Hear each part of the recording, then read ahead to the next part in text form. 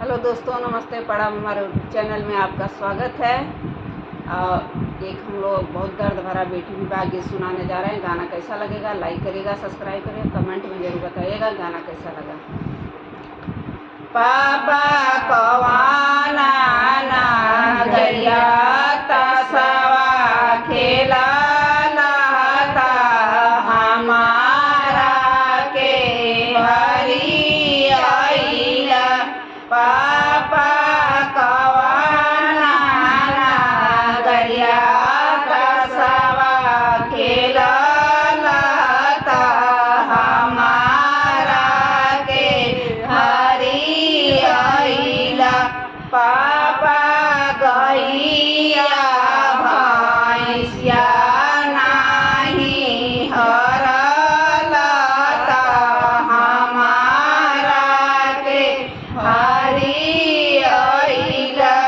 पापा गैया भैंसिया नाही हरलता हमारा के हरी आइला। बेटी गैया भैंसिया घर लक्ष्मीया तुहू बेटी आना घरे। बेटी गैया भैंसिया घर लक्ष्मीया तुहू बेटी आना घरे। चाचा कवाना ना गरिया तसवा खेला लाता हमारा के हरी आइला। चाचा कवाना ना गरिया तसवा खेला लाता हमारा के हरी आइला। चाचा घरवा दुअरवा नाही हरलता हमारा के हरी आइला।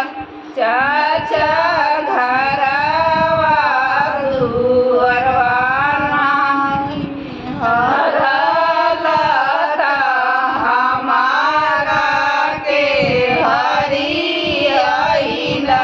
बेटी घरवा दुअरवा संपत्तिया तनहु बेटी आना घरे।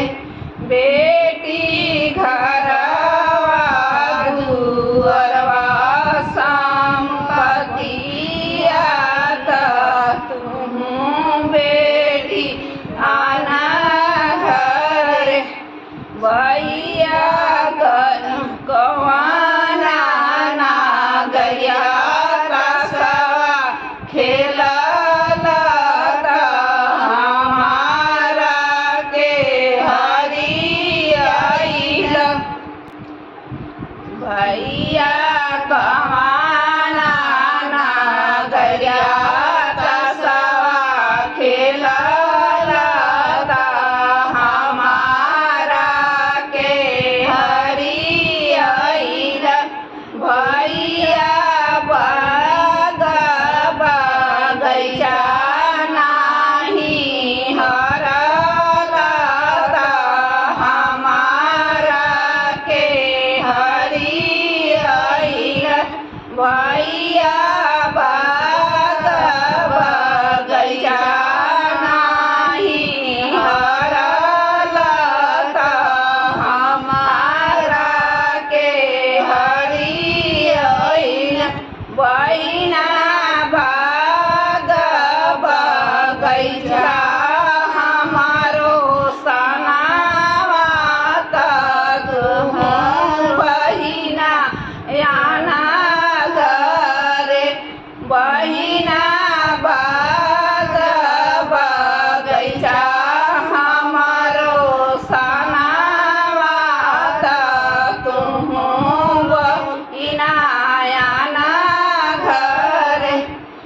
दोस्तों गाना कैसा लगेगा कमेंट में जरूर बताइएगा गाना कैसा